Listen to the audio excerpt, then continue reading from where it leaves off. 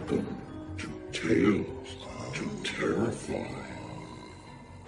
Welcome to Tales to Terrify, part of the District of Wonders network, featuring Starship Sofa, Crime City Central, and Protecting Project Pulp. Everyone has a story in the District of Wonders. Come and find yours. Good evening, children of the night. Welcome. Welcome to fall, real fall. Fall with dry, dead leaves whisking at your ankles, a scurry of small furred critters, a persistent chill in the air, the promise of dead turkeys dressed for dinner on the far side of mid-month beckons. But come. Don't just stand in shivers on the threshold. Come into the nook. Warm your shivers. Yes, shiver. You see it? The new artwork certainly inspires a loving jolt to the spinal column, doesn't it? November's art is called Hibred, and Hibred is by Argentinian artist Sebastián Cabrol. More on that later.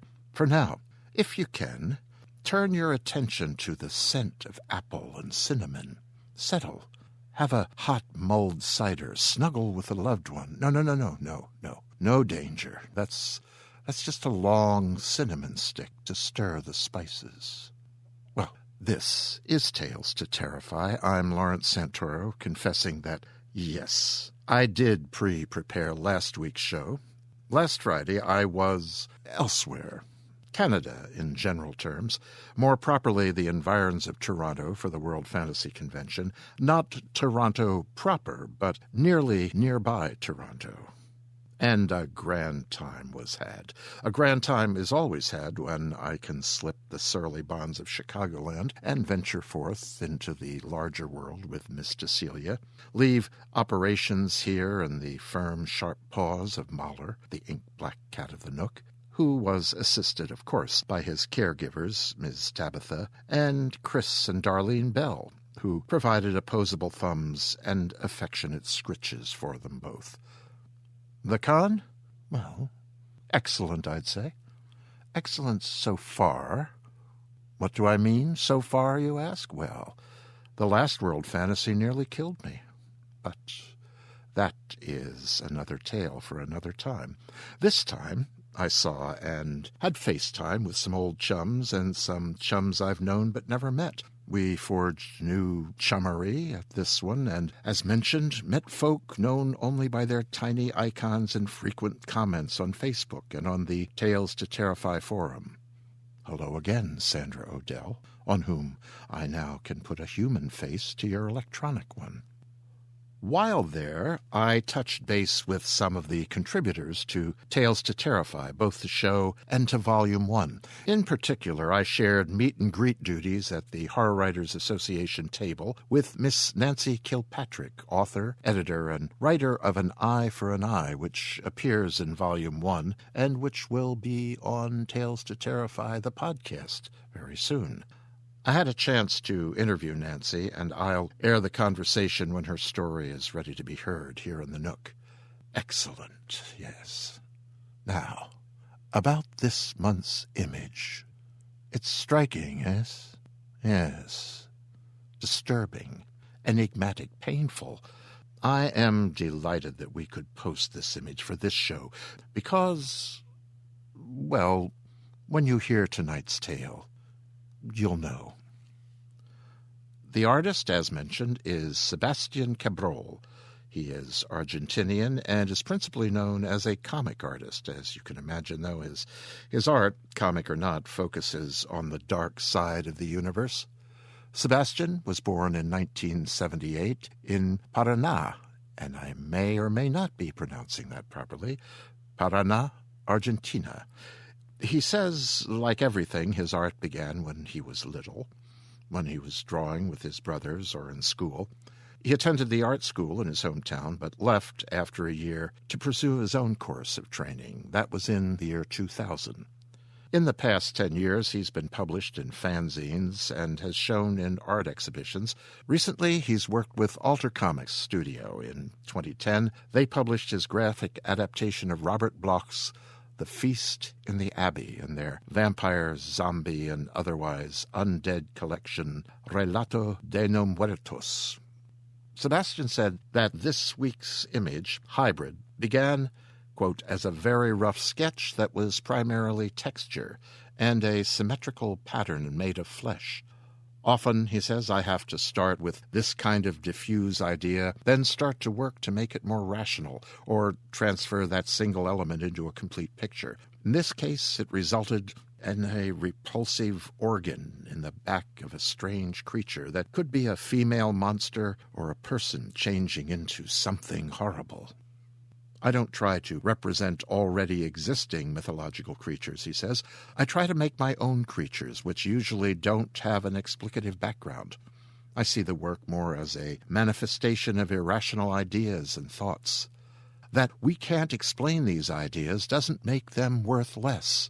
Some of my creatures may be benign as well. I don't tend to search for the horrible image or the horror as a goal in itself, but in a general way, the sinister and nocturnal side of things seem more appealing for me than the naive fairy tale, when it is naive, or the too domesticated fantasy. With the image we have now, Hibred, Sebastián says he made the original sketch with mechanical pencil, traced it with India ink, then colored it digitally with a graphic tablet on a PC. And he says, I hope you like it. Like it. Yes, I do. And you? Well, you'll let us know, won't you? So, thank you again, Sebastián. Now... Yes, Volume 1 is out. Buy it, please. Later, we'll offer up a good reason for you to buy it. But for now, just take my advice and buy, read, and love it. Then get a second and tertiary copy to give during the upcoming giving frenzy. And that's all about that for now. And this week, we'll have Kevin Lucia's Bumped from October delayed until November, offering in his ongoing Horror 101 series. You'll love this one. You really will. And then we've got a story by Weston Ochse from the book. But before all of that, Joe Haldeman. I did run into Joe at the con this last week, and yes, he's ready for you this weekend. I hope you're ready for him. If you're not, and if there are spaces available at this late date, and I'm not quite sure there are, but you could try, and if you're inclined to spend some time in the company of one of the sharpest minds in science fiction writing and living today, go to the button on our site, on the Starship Sofa site, wherever buttons for how to write science fiction are found, and press that button and prepare for Sunday, November 11, 4 p.m., Greenwich Mean Time. There. Now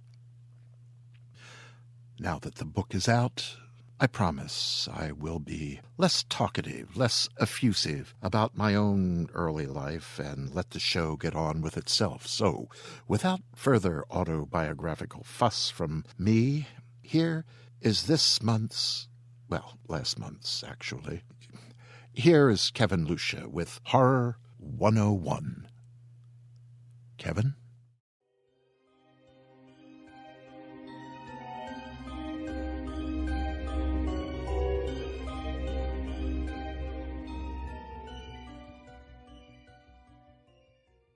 It was on a dreary night of November that I beheld the accomplishment of my toils.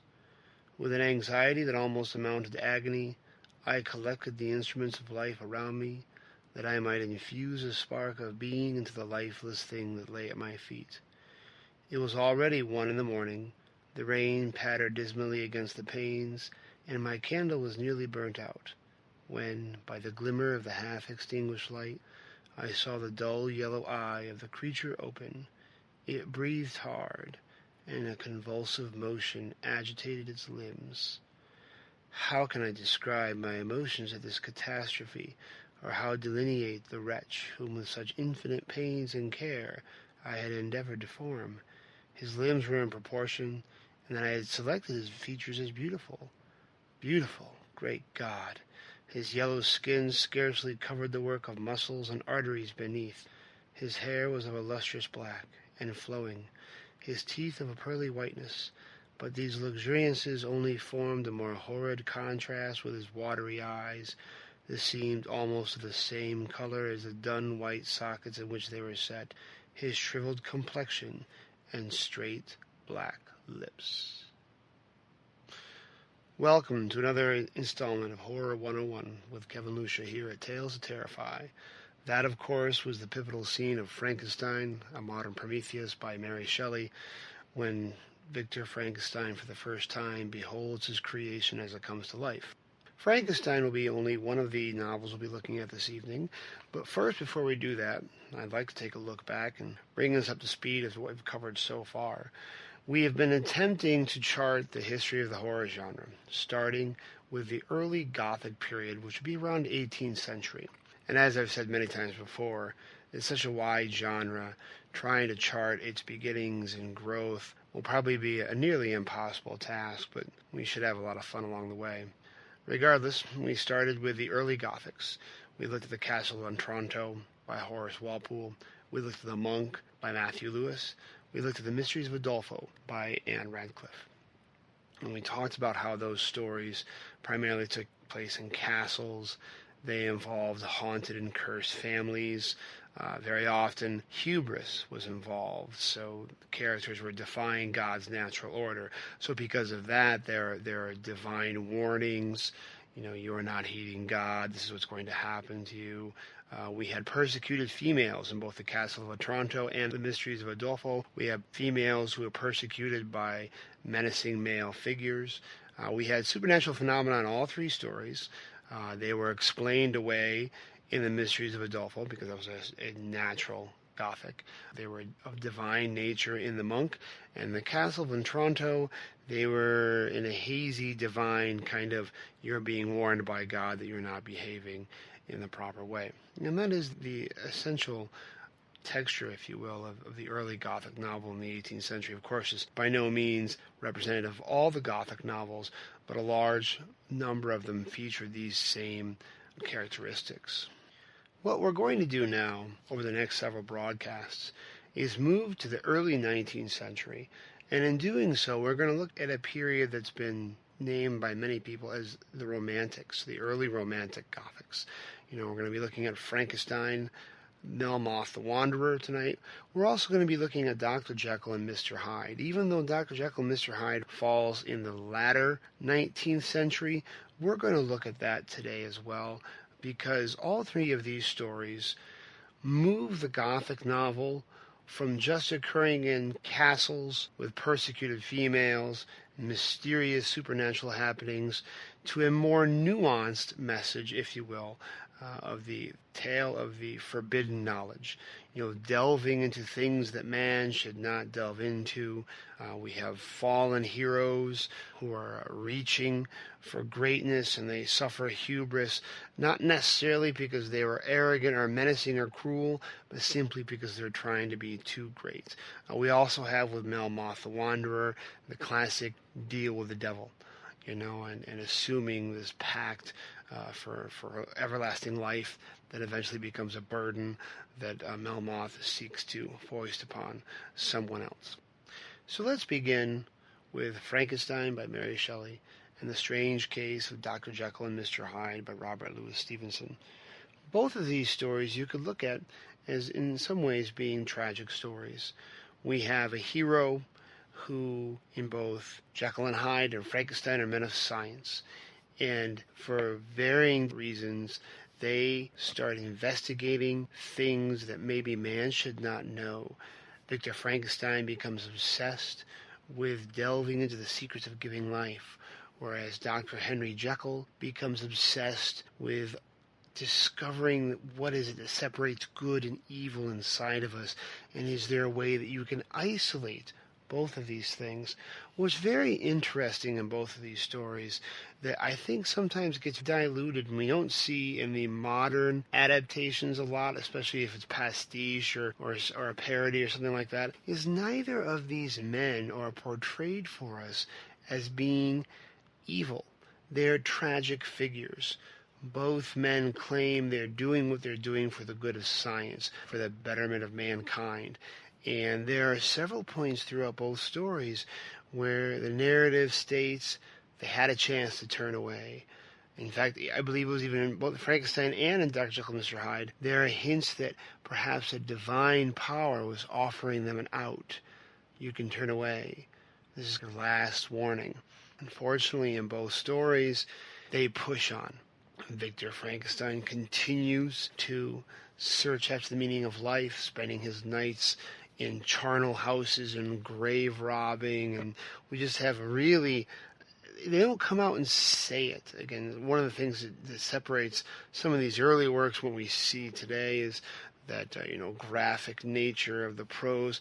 They don't say it and give you a lot of gory detail, but just the atmosphere, just the idea that Victor Frankenstein is spending his nights and days surrounded by dead matter is a very unsettling thought. But he spends his night and day searching after this, looking for the key to unlocking life. And then Henry Jekyll begins his chemical experiment, trying to find out how do we separate man's evil side, man's good side. And both times, again, they are offered opportunities to leave off their investigations, and they choose to move forward. Both stories also give very clear messages about the dangers and the ramifications of delving into these secret areas. Victor, for all intents and purposes, becomes a creator. And what he's not prepared for is the fact that he is now responsible for this being.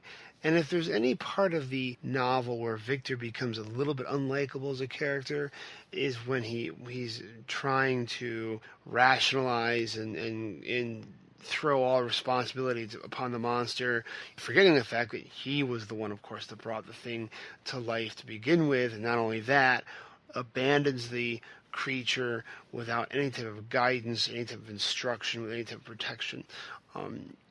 But with the exception of that, for a large part of Frankenstein, you do feel some empathy toward Victor. He's portrayed for us as a man who is simply overcome by his own quest for greatness. He's almost destined and fated to fail and to suffer because of his own desire to discover the secrets of life. One thing that's interesting about both stories also is the things that they're searching after are the things that come back and injure them and cause them to suffer. So not just ramifications, they delved into forbidden knowledge and bad things happen. The very things they sought to create are the things that come around back at them. We can very easily see how this gets played out down the years, even in the films of the 30s and 50s with the old mad scientist cliche and stereotype. Because, of course, in Frankenstein, the monster, when he eventually realizes that he is not fit for society, that he cannot fit in and be a part of this world, and he's doomed to always be looking from the outside, takes revenge on Victor Frankenstein's family, killing the young William, blaming his death on Justine, and then meeting with Frankenstein and threatening, if you do not make me a partner, I will haunt you the rest of your days. I will take it out on your family. Of course, he does. So the very thing that Frankenstein creates is the thing that serves to destroy him. Likewise, in the strange case of Dr. Jekyll and Mr. Hyde,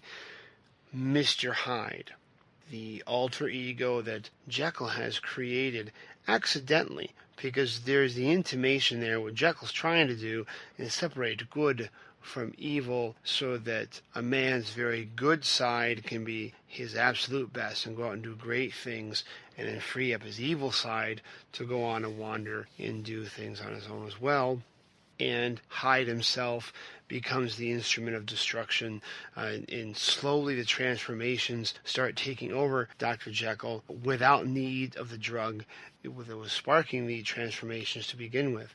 So once again, his very creation is the thing that starts to overwhelm him and destroy him. And as a sidebar, there's an interesting moral thrust with Dr. Jekyll and Mr. Hyde, because there's also the intimation there that even while Jekyll is saying that his aim is to try to separate good from evil within a man so that the good can be unfettered by the evil and to be its very best, there's the intimation there that, of course, by allowing the evil side free rein, this is freeing and uninhibiting, and now evil can just go ahead and go and be evil without any of the restraining guilt. Of course, it doesn't work out the way he is hoping. There's the idea that he's hoping to split into two beings or two entities, but what he ends up having is a transformation within the same body. But again, that's also stressed in the very beginning. Unlike in Frankenstein, because while Frankenstein is very much caught up in his investigation, as soon as the creature comes to life, he realizes, what have I done? In the beginning of Dr. Jekyll and Mr. Hyde, Jekyll seems to be, I don't know if we can say enjoying is the correct term, but he sees that Hyde is, in his rationalization, Hyde is performing a very necessary service, allowing the baser elements of Jekyll freedom so that Jekyll can go about and be as good as Jekyll can possibly be. And again, just like in Frankenstein, however, this creation ends up overwhelming Dr. Jekyll by the end of the story, when Hyde's persona is able to overwhelm Jekyll and effect the change without the use of the drug. Not to get sidetracked, but another interesting note of Dr. Jekyll and Mr. Hyde, especially for me, rereading it after all these years, is some of the depictions of Hyde, especially the modern depictions, do the story a little bit of a disservice, once again, from some of its central themes and aims. We are so used to seeing, I think, this portrait of Dr. Jekyll as being this handsome, upright, upstanding citizen, and then our portrait of Hyde being this twisted, depraved, ugly character of a man, when really he's not described as being ugly in the story. Everyone recognizes Hyde's evil simply because there's this air about him, this indefinable wrongness. At some point they describe his features as being cruel, his manners as being coarse and harsh, but the story never calls him ugly. Everyone recognizes he's evil simply because he is, because there's something wrong, and I thought that was interesting catching that on my reread. So in summation of the two stories, once again we have these two stories especially, classic tales of two men delving into forbidden areas of knowledge. On one hand, I think Victor Frankenstein is easier to feel sympathy for, especially because I think, unlike Dr. Jekyll and Mr. Hyde, Jekyll dies of his own hand. You know, there is that child he tramples in the beginning of the story, and the old man he beats death with a cane, but really the only person who suffers in that story is Jekyll himself when he dies. Although he does have a friend, it's intimated he has a friend who dies of the shock or the stress of learning the truth or guessing the truth about him. Frankenstein evokes a lot more empathy and sympathy for Frankenstein because he survives everything until the very end. The monster leaves him alive to suffer all of these things, and he has to bear the weight and the guilt for what he's done. Also, Frankenstein is a lot more nuanced simply because the monster himself is a tragic hero in many ways, because he does do evil things. He kills, he murders, he takes revenge, but he has been given a lot that he has no control over. He likens himself. At some point, he comes across Paradise Lost by Milton when he's outside the blind man's home. He's hiding there, watching this family, learning about them, and he associates himself with Lucifer as this fallen hero from Milton's Paradise Lost. So in many ways, the monster himself is the ultimate outsider. He has done these things, these terrible things, but this is the hand that fate has dealt him, and there's simply nothing else for him to do. So we do feel some sympathy for him as well. Completing our lineup of works this evening will be Melmoth the Wanderer by Charles Materne, published originally in 1820. This is the classic story of the Faustian bargain, where unlike Faust, who trades his soul to Mephistopheles for more knowledge and power, Melmoth trades his soul for everlasting life. And he ends up wandering for over 150 years, I believe, a figure that pops up through history in these different stories, and he becomes desperate to pass his curse onto someone else so his life can finally end. I've saved this story for last, partly because in reading the other two novels, and we're talking about this forbidden knowledge or pacts with the devil for things that man should not have, I found that in the sum, even though this novel is hailed as being a very important novel in the development of the horror genre, it didn't match up as strongly to Frankenstein and Dr. Jekyll and Mr. Hyde. I think partly or mostly because, for me anyway, we never quite feel that sympathy or that feeling of loss that we feel with the other characters. The other characters, to a lesser degree, Jekyll, definitely Victor, we can see through the narrative and the story how they've suffered and how they have almost paid the price for their sins, if you want to use the word sin. And we feel sorry for them, at least I do, especially Victor Frankenstein. You feel that sympathy, and in that, you feel that you experience that classic catharsis, that releasing of emotion. For me, with Melmoth the Wanderer, we don't ever quite get that. Part of the problem, I think, is the story is so long, and the story is told through these spiraling narratives because Melmoth is this eternal figure that's wandering through history, and he's called a traveler, and he pops up in a wedding story, and he pops up in this one story where there's a shipwreck, and he cruelly laughs at the victims. I think because of this spiraling narrative, for me anyway, any impact or punch in Melmoth's plight as a tragic hero is definitely lessened. And I understand here that I'm operating from a certain prejudice, that I'm taking horror and linking it very close to tragedy, and insisting on there being that sense of loss or sense of catharsis at the end. But for Melmoth the Wanderer, we have a simple story to me about a guy who has sold his soul for longer life and then realizes that's not necessarily what he wanted, so he's searching for someone to take over this pact for him so he can finally give off living. And in my estimation of the other three works, it certainly did not necessarily stack up as well. Now, as far as the prose, I was delightfully surprised at Dr. Jekyll and Mr. Hyde. Of course, this is toward the end of the 19th century. We start moving closer and closer to a more modern form of prose. But Dr. Jekyll and Mr. Hyde as a novella was a very entertaining, very quick read. Frankenstein, not necessarily as quick, but still filled with some very lush prose. So, going forward, where do we go from here? We began with the 18th century and the early Gothic novels. Tonight, we have looked at the early 19th century and the Romance Gothic novels, and we're going to continue looking at those and move into the mid to latter half of the 19th century with the Victorian Gothic novels. Next episode, we can look forward to The House of the Seven Gables by Nathaniel Hawthorne and the short work of Edgar Allan Poe. I believe we can very solidly put Nathaniel Hawthorne in that romantic category. And once again, instead now of castles, we now have the house, the haunted, the cursed house.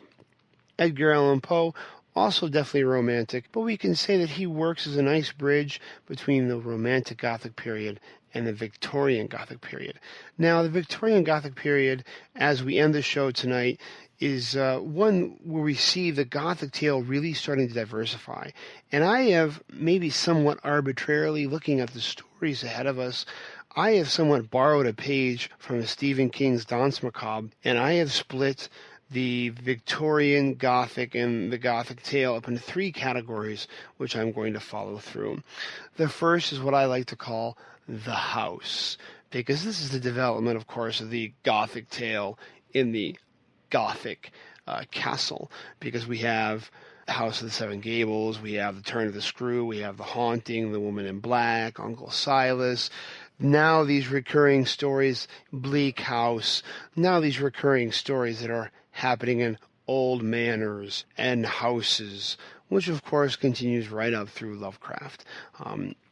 We're also going to start looking at the development of the ghost story. We're going to look at M.R. James and Sheridan Le Fanu, and we're also going to start looking at the Beast.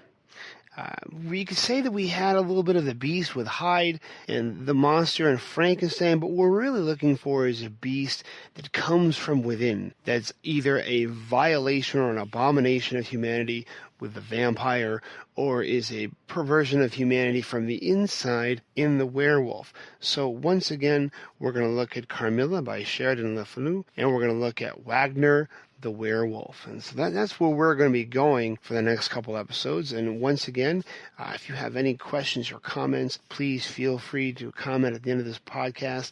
I have also set up a Facebook group for this series. It's called Horror 101, the exploration of the horror genre. It's basically Facebook.com/study horror. So I'm hoping to provide extended conversation about these stories and episodes, as well as take feedback and suggestions for reading material, because again, I'm one guy who's trying to read a lot, study a lot, and then offer my findings to you. So if there's any suggestions about stories, that an area that you feel that I haven't addressed, please feel free to offer that, and we'll work that into the mix. Once again, I just thank you for listening, and look forward to speaking to you again. Thank you, Kevin. And yes, please, feedback. Kevin needs it. We all need it. Feedback and fellowship. That's the ticket.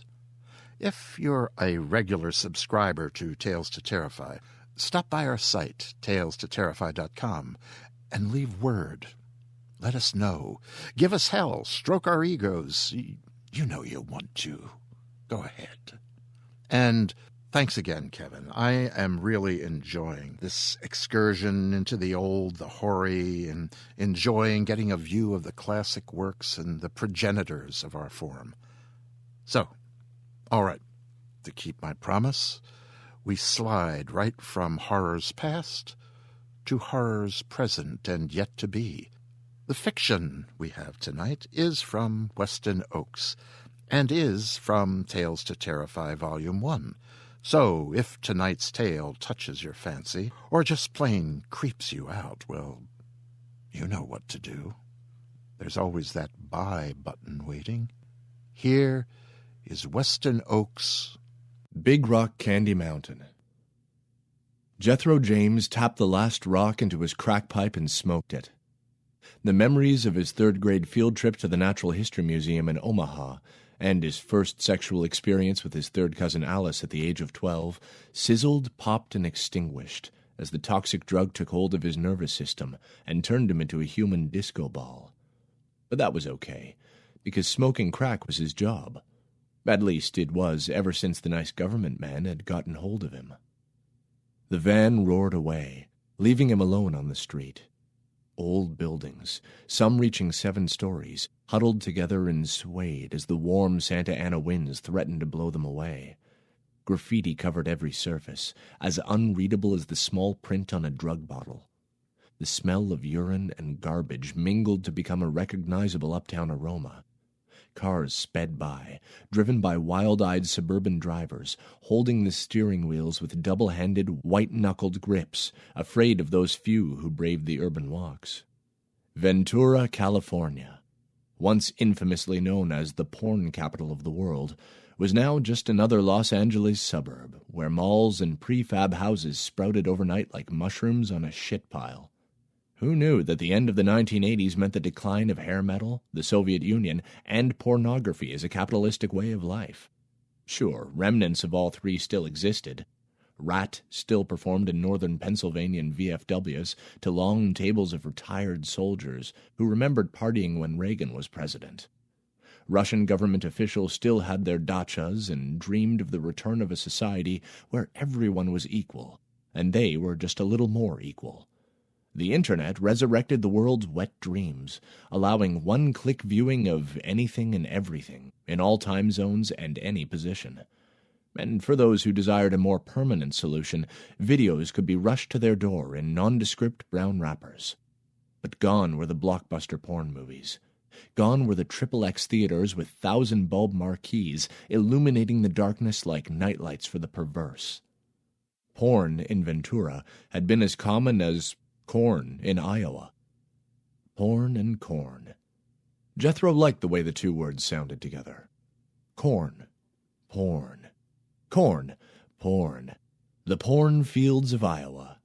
He broke into crack-addled giggles as he imagined Ma and Pa Iowa harvesting fields of Ron Jeremy's.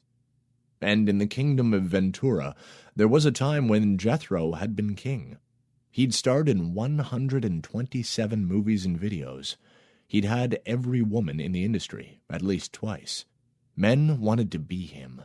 Women wanted to be done by him. But no more. Crack was now his life. The juicy rush as the raw smoke shot past his gums, terraforming the surface of his lungs, exciting the vessels to turbocharge the drug through his system and into his brain until even his vision sizzled, was better than anything life could give him. Like now, normal sight had been replaced by a fusion of colors, gyrating in 3 dimensions like an epileptic kaleidoscope. His glistening eyes revealed the world as a chaos of Crayola.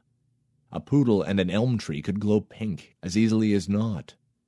Cars shone blue, their reflections in storefront windows bright yellow. Ochre streets ran beneath an umber sky. Purple and violet buildings cast green shadows from an orange sun. Telephone wires and power lines pulsed red like the veins of a great beast.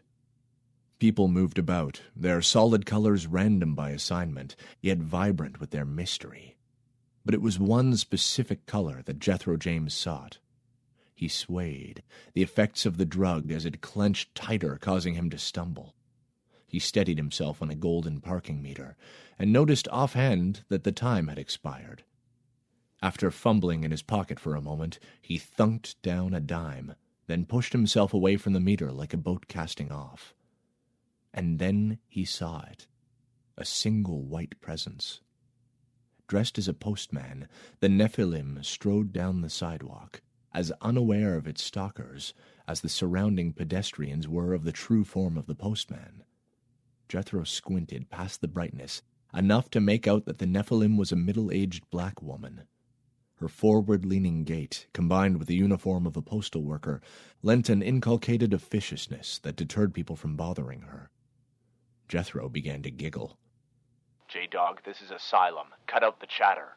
The voice came through his earpiece. Jethro continued to giggle. J-Dog, have you spotted a target? Jethro managed to enunciate, despite his drug-induced jubilance, enough so that they'd know he'd seen one. I think he's crazy, a voice said. That may be, but that crackerhead hasn't failed us yet. Return to Asylum, Jethro. And to the others, Asylum said, Establish triple canopy surveillance. I want to know everyone she touches and everywhere she goes. So you really think she's one of them? Asked a voice. Definitely. You should get ready, because if we're lucky, we'll find their hive before nightfall. Then I'll finally get to see one, just like in the fucking Bible. Jethro had been seeing them for months now. He'd thought they were his own personal versions of pink elephants. He'd never known they were real until the day he was scooped up in the government net. Nearly 24 of his fellow crackheads were blindfolded and taken to an underground classroom. He reasoned it had to be the abandoned skunk works. Not far from Ventura, the old top-secret military installation was the crucible from which the SR-71 spy plane had been born. 21 wooden chairs filled the room. 20 faced forward, in 4 rows of 5. A single empty chair had been placed in the front of the classroom, facing the rear. Upon each of the 20 chairs sat an addict in different stages of withdrawal. They'd been held in separate cells for at least 48 hours, so some were already shaking uncontrollably, yellow bile seeping from between cracked lips as they herked and jerked against the chains that bound them. Jethro felt his teeth growing. His heart beat tom-toms through his eyes. He'd been focusing on the smell of his index finger for an hour, and swore it reminded him of cotton candy. Glancing at the others in the room depressed Jethro. Part of him wanted to be away from these rejects, gaunt faces, malnourished bodies, ruined and rank clothing. But then another, less kind part of his Samaritan psyche reminded him that he looked just like them. When he was high, he could trick himself into believing that everything was cool. But he wasn't high now. He was sober and ashamed to be among them. He began to notice a sulfur smell. It took a few moments, but he finally detected the narrow ribbon of brimstone circling the empty chair in the front. The smell and the brimstone reminded him of a movie he'd done with Dirk Dong and Mulva Darling, where he and Dirk had been traveling exorcists, and Mulva was a poor, misunderstood succubus. She'd been trapped in a circle of brimstone, and it was up to them to save her soul. And, as was the norm in his chosen profession, salvation came from fucking. Front, back, top, bottom, and sideways. Before he could return to the mystery of the brimstone, his attention was stolen when a fight broke out between a Filipino he-she and a man Jethro recognized as having once been a fellow actor. Sean was his first name, but he'd gone by the name Snake Foreskin, his oddly thin and impossibly long member propelling him through celluloid hits like Escape from New Jackoff City and Escape from Lost Ambulance. Sean had been what they'd termed a geek in the industry. For the most part, he'd done intros and extras, like on the set of Alibaba and the 40 Knees. The film had opened with him blowing on a flute like a snake charmer, his penis rising as a nearly invisible monofilament line pulled it into the air, as if it were alive and hypnotized by the music. But now the he-she had Snake's head in both hands, bouncing it off the floor as he-she screamed over and over, "You no touchy me!" Government men in black jumpsuits, helmets with face shields, and rubber gloves rushed into the room and separated the pair. Within moments, they'd rearranged the addicts so that Snake and his adversary sat at opposite ends of the room, breathing heavily and sweat dripping from their brows. They looked pathetic. They needed some of their dignity back. They needed some crack. No sooner had the thought crossed his mind when 6 government stooges wearing orange hazmat suits entered the room. 2 carried trays, like Holocaust butlers. The remaining 4 held submachine guns and arrayed themselves in the corners, their reason for being stunningly clear. Move, and you die. "Welcome to the Skunk Works," a voice came from a speaker in the ceiling. "You all have been invited to participate in a brand new program to save the world." The proclamation was met with giggles and a few groans, but nothing more. "My assistants will be passing out crack pipes for your smoking pleasure. Please accept them in an orderly manner. No pushing or shoving will be allowed." Suddenly all eyes snapped to the men with trays as they began to pass out small, unadorned pipes. Each was accepted by greedy, shaking hands. Many of the men wept openly, effusive with gratitude as they cupped the pipes in their hands. A hair-lipped Hispanic with wiry arms and collapsed veins barked his impatience as he leapt past an old war vet. 2 of the orange-clad government men opened fire, 3-round bursts stitching the man in place. He spun, then collapsed, his arms and legs folding in upon themselves like those of a dead spider. "Please stay in your seats." The calm voice was pure Mr. Rogers. "We won't allow disorder." Jethro glanced around, recognizing the barely contained glee in everyone's eyes as their dreams came true.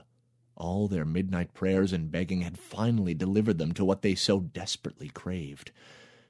His eyes lingered once more on the empty chair amidst the brimstone circle. Was it for one of them? What did one have to do to sit there?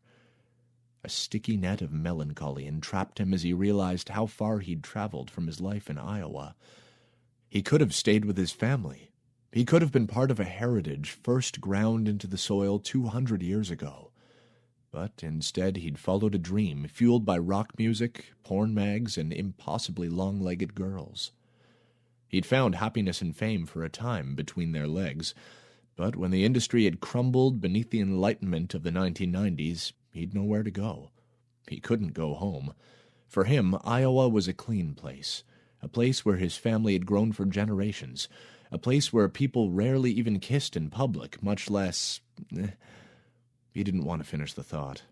At least he had the Big Rock Candy Mountain. Unspoiled and unpopulated, it was his heaven, and a place that even his sordid history could not spoil. 2 orange-clad men entered the room from the door at the rear and dragged the body away. A third mopped up the blood trail, backing out the door so that the only evidence that something had gone wrong was the empty seat. When the drug tray came to Jethro, he tried to be cool, but he couldn't stop his hands from shaking with anticipation. Putting the pipe to his lips, he inhaled deeply, tasting the unlit crystal resting in the bowl as he hummed a string of song. There's a lake of gin we can both jump in, and the handouts grow on bushes. In just a moment, we will be passing out lighters. Please take your time and enjoy the product. Thank you for your cooperation. The addicts fumbled with the lighters when they came, their excitement making the simple procedure complex beyond quantum physical standards. Still, they managed to light their pipes. The flare of red, then blue, then acrid smoke shot through their lungs. Almost as quickly, they sagged in their desks, legs askew, backs arching and relaxing as the drug pumped through their systems. Eyes rolled madly, sometimes nothing but white. When it became Jethro's turn, he couldn't control his desperation as he grabbed the blue plastic lighter and snapped it once, twice, then sizzle, snap, crackle, pop goes the weasel, the sweet, mad taste of chemical that took him to the Big Rock Candy Mountain, traded for a memory of his mother's first smile that split to infinity. He sagged as his muscles jumped and twitched. He let his hand rest on the desk, the pipe loosely grasped, in case there might be another welfare rock on the way. His mind drifted through fields of cigarette trees, soda water fountains, and lemonade springs. He soared above a lake of stew and streams of alcohol. His skin felt both hot and cold as his blood sizzled through his veins. His head lolled on his neck. He felt drool trickle free, but didn't have the will to control it. He allowed his gaze to coast across the room. This time, when he looked at the chair in the front, it wasn't empty. Sitting with its hands clasped on its naked lap was a gaunt creature, part man, part something indescribable. White skin was blotched with grays, greens, and blues, cancerous and tumorous as they bulged and sank with disease. Breasts sagged, brown chewed nipples folding upon themselves. Knobbed legs crossed beneath the chair at the ankles, long clawed feet kept carefully inside the circle. The skin of the face was pulled so tight that the cheekbones and the brow ridges seemed ready to tear through. Yellow cataract eyes glared back at him as a mouth of pustulant gums and slimy teeth opened. "Will you die for my sins?" it asked. Jethro jerked back in his desk, his legs scrambling beneath as they fought for purchase. He slammed his eyes shut and brought the pipe up to his mouth once more and inhaled. Please make it go away. Please make it go. But instead, the view shifted as his mind snap, crackle, popped the last of the crack, taking him to his Big Rock Candy Mountain.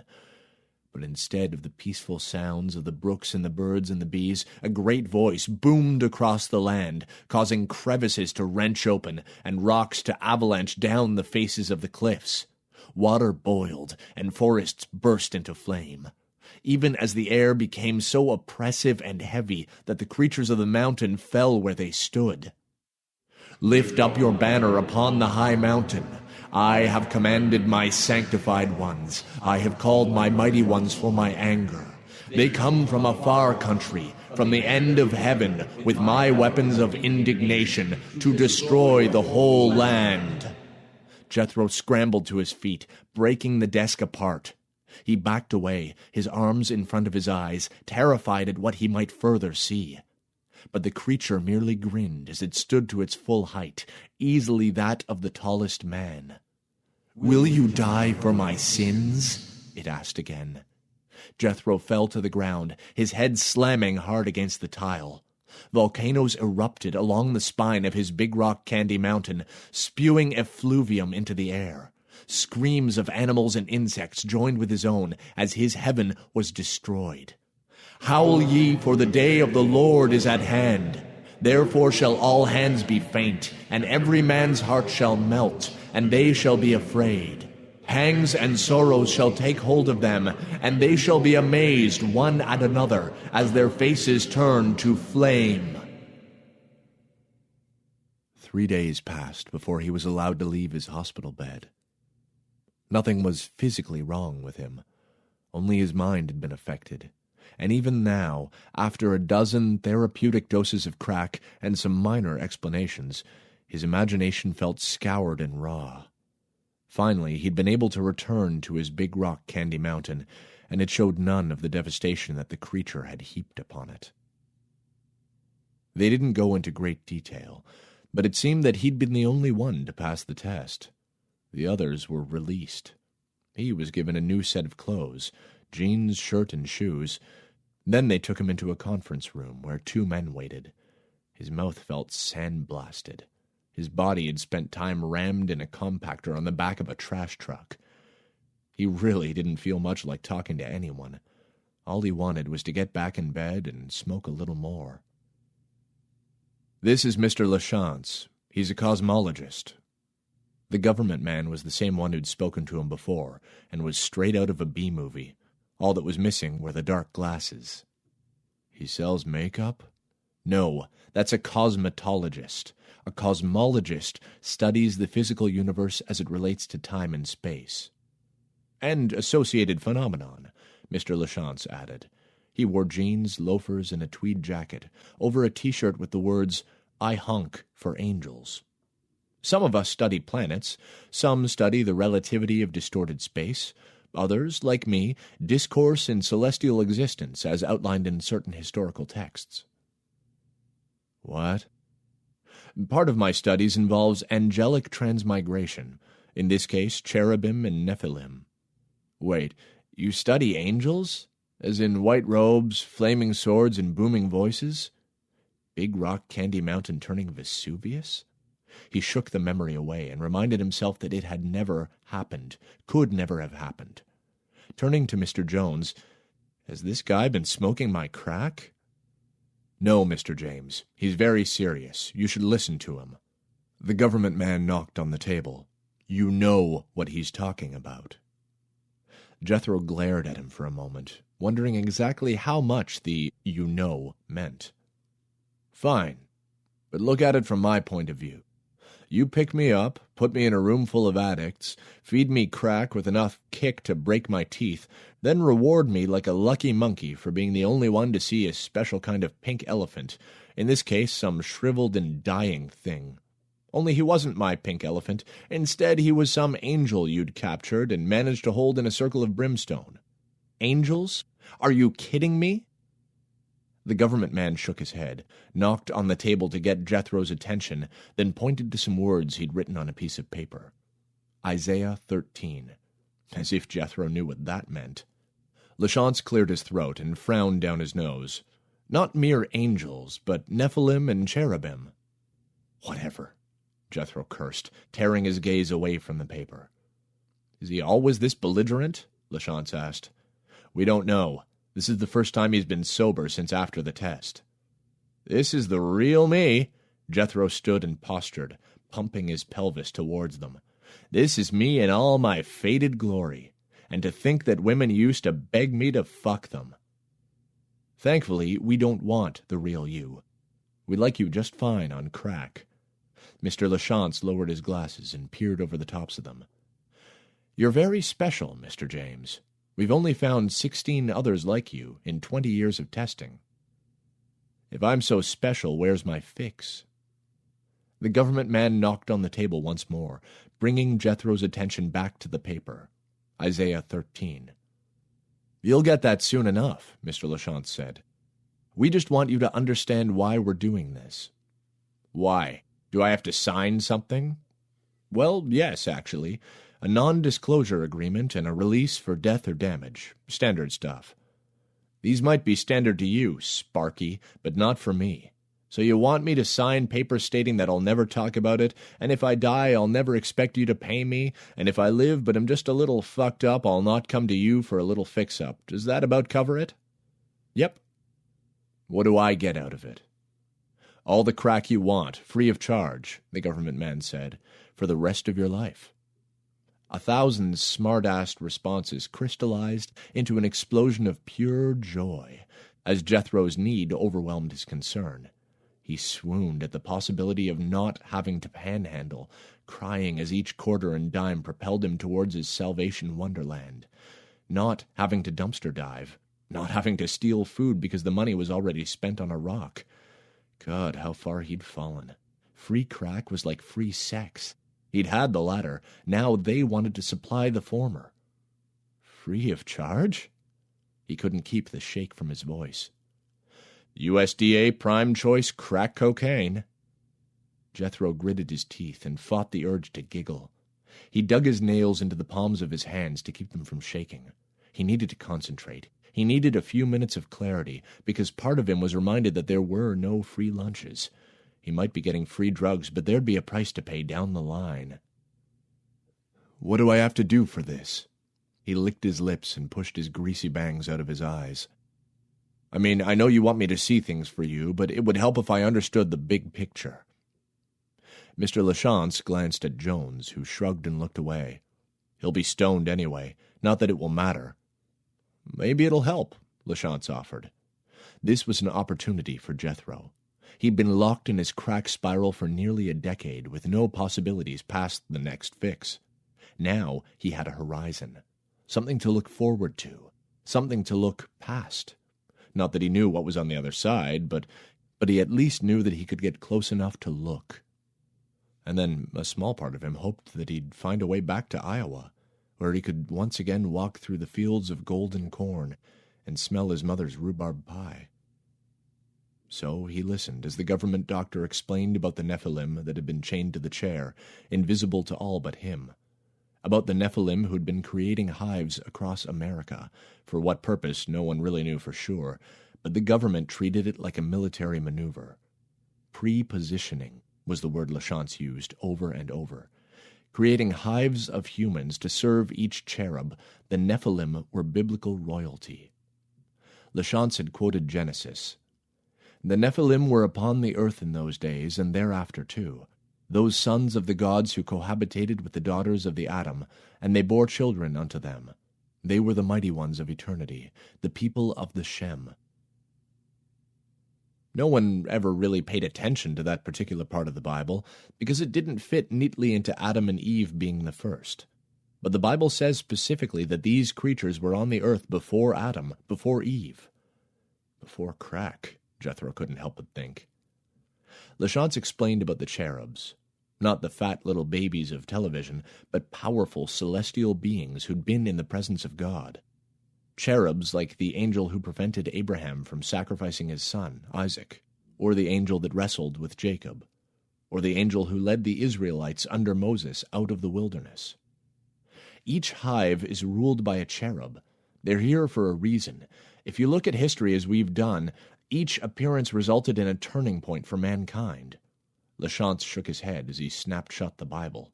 We can't let that happen. We're not prepared for a turning point in the history of the world. Not here, not now. We're quite happy where it is. That's where you come in. To stop an angelic invasion? What if this was the end? Judgment Day? What if God was prepositioning his forces, preparing them to battle evil? Could he stop it? Did he want to? Trust an addict to rationalize. I know I shouldn't ask this, but how do I know this isn't some crazy elaborate hoax? He licked his teeth, almost able to taste his next fix. How do I know you're not fucking with me? The government man jabbed his finger at the paper one last time. Isaiah 13. Then he tossed him a Bible. Read this, then get back to me if you have any questions. San Remo's Props and Wardrobe. Such a benign sign. The place seemed so common, so Iowa, so corn. If they only knew it was all porn inside. Back in the 80s, San Remo's had been the #1 provider of sexual devices and wardrobe. If they didn't have it, they could build it. Nothing too big or too small. Outrageous and ingenious were slick partners under this roof. Closed now for 20 years, the building was both an odd choice and a perfect hiding place. The interior glimmered with golden rays that seemed to originate from everywhere and nowhere, dulling the outlines of objects and rendering them to blur. He couldn't discern distance, objective relevance skewed by the warping of space, straight lines curving to abstract. His eyes began to burn, unable to withstand the constant assault of color. His gut twisted. His equilibrium faltered, sending him tripping into the top of a railing that followed a set of stairs down into the basement. He felt like he was in a fun house, without the fun. Comet trails of color shot away from objects as his gaze moved on, searching for the cherub, for the figure of pure golden light, for Nephilim, or for any sign of a hive. Instead, blue men and women huddled against the walls, whispering and firing neon green liquids into their veins, becoming purple as the liquid transformed them. The farther into the building he went, the more purple people he saw, and the more able he was to digest the colors. In the center of the room, hidden by a low row of boxes, lay a crisscross of purple bodies, helter-skelter pickup sticks of the drugged. J-Dog, come in. The voice hissed in his ear. Jethro spied stairs rising to the second floor against the back wall. Should he take them, or return to the front and go down? Before he could decide, a yellow man skipped down the stairs and stopped in front of him. Lanky blonde hair with a bodybuilder's bare chest, he leaned in and kissed Jethro on the cheek, then whispered, "Would you die for our sins?" Then he was gone, hopscotch skipping across the bodies and out the front door. The smell of crack and his body odor lingered around Jethro, then fell away. Would you die for our sins? There it was again? Like the Nephilim at the skunk works. Whose sins? Then he remembered the guy, from his direct-to-video days before the porn market completely capitulated to the internet. Rod. That was his name. Just Rod. Like Shaq or Cher. And for him, Rod fit perfectly. 13 inches of pure stud.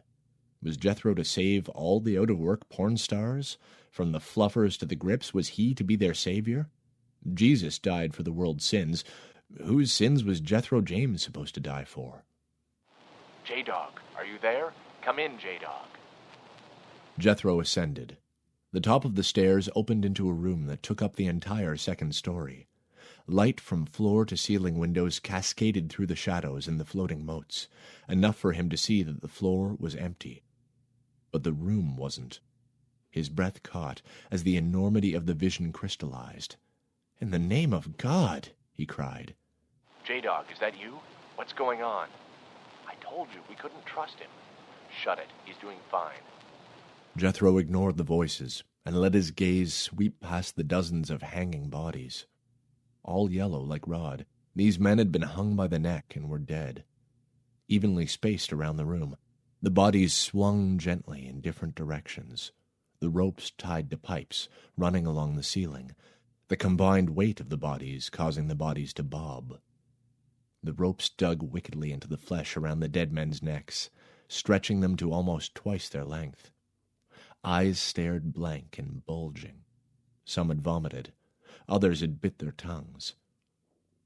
Jethro began making his way through the bodies, sidestepping rather than touching, as they bobbed and swayed across his path. He stopped at a hanged man near the middle of the room. He knew this one. They'd shared a pipe once, behind the 7-Eleven on 4th Street. As he gazed at the yellow face, the yellow lips began to move as the body twisted to face him. "Would you die for our sins, Jethro?" He leapt backwards, intersecting several bodies, sending them spinning violently away in pendulum arcs. He fell, landing on his back, cracking his elbows on the hard wood floor. When he looked again at the face, it was composed in death, yellow lips pressed together with grim rictus. There's no way he could have spoken. Jethro giggled. He scooted away from the spinning bodies and found a place to stand. At the far edge of the room was a stepladder and an empty space. Sidestepping the bodies, he managed to make it there without touching any of them. Above the ladder was an empty hangman's noose. Jethro didn't need to be a genius to figure out what was expected of him. His left hand went to his neck as he backed away. They wanted him, but they couldn't have him. Now, unconcerned about touching the bodies, he ran to the stairs. Looking back, among the bodies swaying back and forth, rebounding off each other, was Snake Foreskin. "Would you die for my sins?" "No!" shouted Jethro. "No way in hell!" He hustled down the stairs, ran across the room, and found the stairs to the basement. Looking back, he saw nothing but purple people. No yellow men, no Nephilim. So why was he so scared? Suddenly, a shadow flew across the room and enveloped one of the purple people.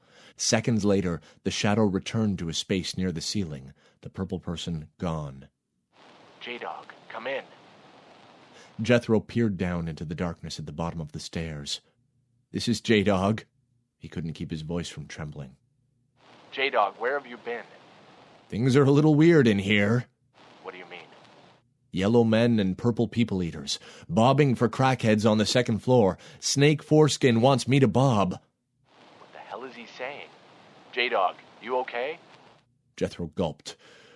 "Okay as a crackhead savior ought to be, I think." I told you we shouldn't have. Shut up, Bill. I don't want to hear it. Then to Jethro.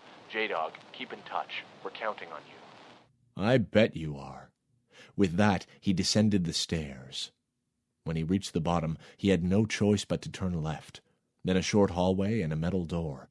He grasped the knob, hesitated, and asked himself why he was doing this. He'd read Isaiah 13 and found it to be exactly what had transpired in his mind when he'd first viewed the Nephilim in the chair. According to Mr. Jones, everyone capable of seeing the Nephilim had had the same experience. How odd that they'd all shared something written thousands of years ago, having to do with the destruction of the world. Why were the angels here? If he were to believe the government man, it was to destroy the earth. Jethro didn't even need to think about it. There were a million things he hated about the world, but his memory of Iowa and the way things had been before he left were most precious to him.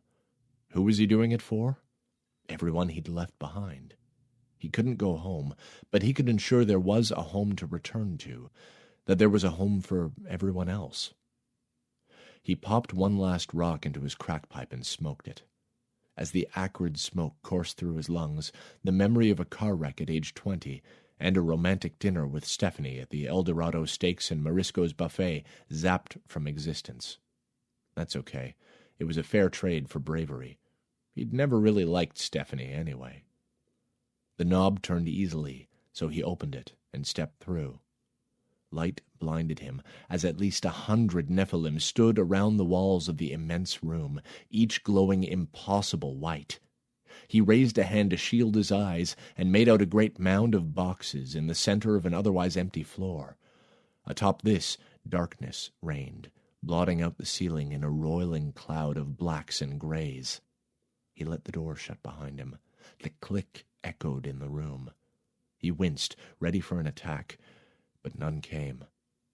Then he noticed that the Nephilim were facing the walls, like bad children being punished. The sound of a bell striking reverberated through the room, causing Jethro to cover his ears. The sound came again and drove him to his knees. The sound came once more, and the Nephilim began swaying back and forth, moaning in a monotone dissonance. The cloud of blackness melted away, revealing a golden figure, resting upon a throne pieced together from sexual devices. Jethro could not move. The power of the cherub's presence was so great that he couldn't even take his eyes off the angelic creature. The cherub had the face and body of a baby, but was as large as a grown man. It shimmered with golden light. The eyes shone red and glared at him with what he could only describe as a loving fascination. Whatever courage the crack had granted fled in the face of this Old Testament being. Jethro tried to look away. He tried to avert his gaze, but he was completely powerless. A thin scream escaped his mouth. The cherub spoke, its alien voice almost out of octave range. The man-sized hand rose, and a chubby finger pointed at him. The cherub spoke again, this time screeching like an owl. The 100 Nephilim spun on their heels. Each now faced Jethro. Their moaning ceased. Goosebumps popped along his arms. He trembled uncontrollably. He wanted to run. He didn't want to be here anymore. Who cared about Iowa? Who cared about the Big Rock Candy Mountain? J-Dog, you read. Come in. The transmission could barely make it through, but that wireless connection to reality helped him as much as a platoon of infantry. He managed to avert his eyes, at once lessening the power of the cherub. Asylum? He could barely control the giggles in his voice. Asylum, this is J-Dog. I have the target in sight. J-Dog, say again, last. The cherub spoke again, the sound like glass grinding in an open wound. Jethro grit his teeth. Dear God, how could this be an angel? How could this represent the hope of a benign God? Would you die for our sins? Asked the 100 Nephilim with one voice. He couldn't take it any longer. What had been held at bay burst through the paralyzation. Why? He screamed. Why do you ask me this? Why is everyone asking me this? Because you have a choice. Die for our sins, or be punished for your own. The words came from the mouths of the Nephilim as one voice. Clearly the cherub's voice wasn't meant for human ears. What are your sins? We didn't care enough. The statement trailed off into sadness. I don't understand. We let you do what you wanted to do. We were negligent. What are our sins? You forgot grace. Grace? The bond between the Creator and the created. Jethro had never thought about it before, and in that realization understood the problem. Respect, the Nephilim said. Something he'd rarely cared about. Who respected a porn star? Who respected a crackhead? He didn't. You have none. Yeah, he lowered his head. So. J-Dog, give us the sign. What the... You've come to kill us. Jethro looked up at the mischievous smile on the cherub's face. There are no secrets here. We know, the Nephilim continued. The choice is yours. It always has been. What choice do I have? He asked, spreading his arms. The choice between hell on earth or the Big Rock Candy Mountain. But what about Iowa? What about those you left behind? Yes, I owe them. You owe them nothing. Your sugar-coated memory conveniently forgot the reasons you'd left. Your father, Uncle Jerry, Billy Jimison. You've turned it into a Big Rock Candy Mountain. Uncle Jerry. A memory of alcohol, hurried breathing, a struggle, and the roughness of denim against Jethro's naked buttocks.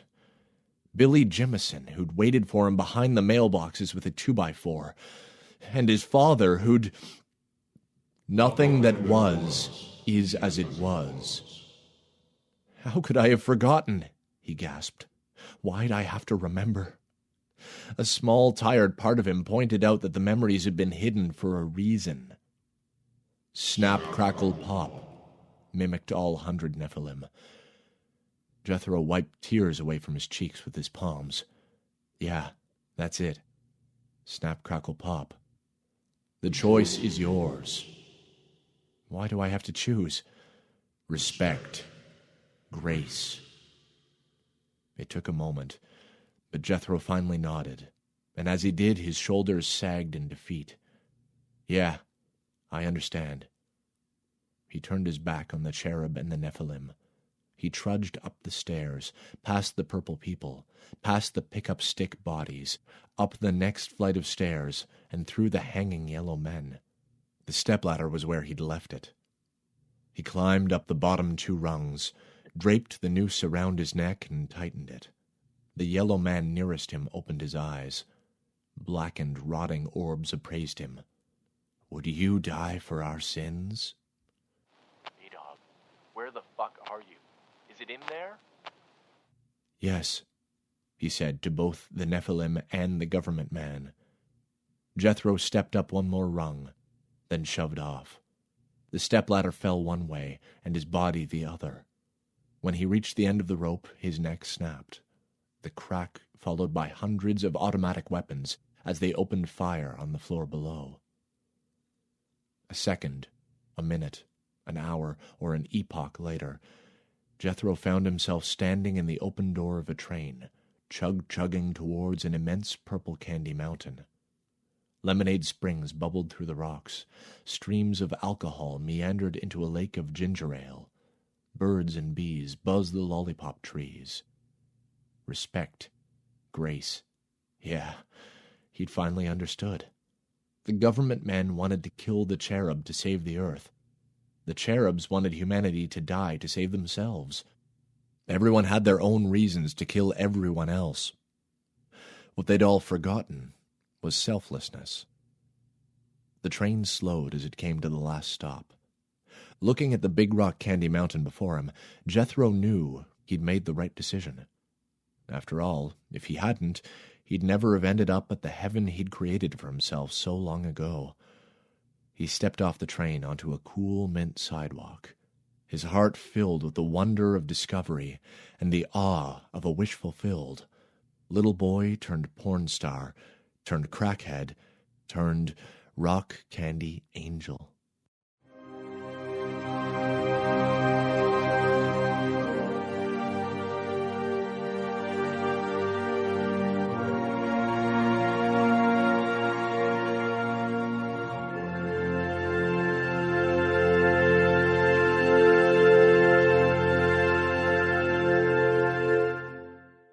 Thanks for that, Wes. Weston Ochse began writing professionally in 1997, and in 2005 he won the Bram Stoker Award for his first novel, Scarecrow Gods. He's also been a finalist in the short fiction, long fiction, and collection categories for the Stoker. His co-written collection of short stories titled Appalachian Galapagos was nominated for the Pushcart Prize for Short Fiction. Wes has had work appear in comic books, professional writing guides, magazines, anthologies, as well as in his novels such as Empire of Salt, Blood Ocean, and his most recent SEAL Team 666, out November 27 from St. Martin's Press. Wes holds a Bachelor of Arts in American Literature from Excelsior College and a Master of Fine Arts in Creative Writing from National University. He travels extensively to book signings and conventions, where he's been Gross-Out Contest head bouncer, Toastmaster, and guest of honor. He is a frequent speaker at libraries and schools. He has been an adjunct faculty member for Cochise Community College and runs the online guerrilla fiction writing workshop. Big Rock Candy Mountain was read for us tonight by Peter Cabrol. Peter is a writer, voice actor, and musician. His short fiction has recently appeared in Night to Dawn and Sideshow Fables. Peter has had plays produced recently in Boston, San Antonio, and Toronto, where he lives with his wife and his ferocious cat. He is the musical director at the Second City Training Center in Toronto. News of his adventures, along with free downloads of his work, can be found at his website, www.petercabrol.com. And, well, there we are. As promised, very little of Lawrence Santoro's early delvings in the dark tonight. Nevertheless, I hope Weston Ochse' Big Rock Candy Mountain will spark a deep urge in you to run home and buy Tales to Terrify Volume 1. I hope, too, that as you make your weekly stroll through the night town this week on the way home, you'll realize that you really would like to spend some time with Joe Haldeman on November 11. You think you'll do that, too? Sure you do. All right. I hope you've, enjoyed this evening's lesson and sermon, and perhaps you will think about it on your way home. So, up and doing, children of the night. Wrap yourselves in dreams and tiny terrors. The walk home will be dark and hopefully quiet, and beautiful in that way that late-night walks in Deep Fall can be. The lake tonight is still, flat, calm, just a shimmer of light. The leaves still hush at your feet. The temperature is still above freezing. It's hovering, waiting. Along your way, and after climbing your dark stairs, and after creeping into your dark bed, and pulling up the covers, and feeling your own warmth wash back over you, I hope you'll be able to purge some of the images raised by tonight's tale. They are pretty dark, huh? Yeah. I hope, too, you'll be able, well, momentarily anyway, to wash the memory of Hibred from your heart. Hibred will remain on our wall back here in the nook for the month. I don't know. I keep going back to it, looking, thinking. What in the world is it? What in the afterworld is it? Ah, well. We would not want the thoughts of deep eternity to blacken what should be one of fall's simple, pleasant dreams.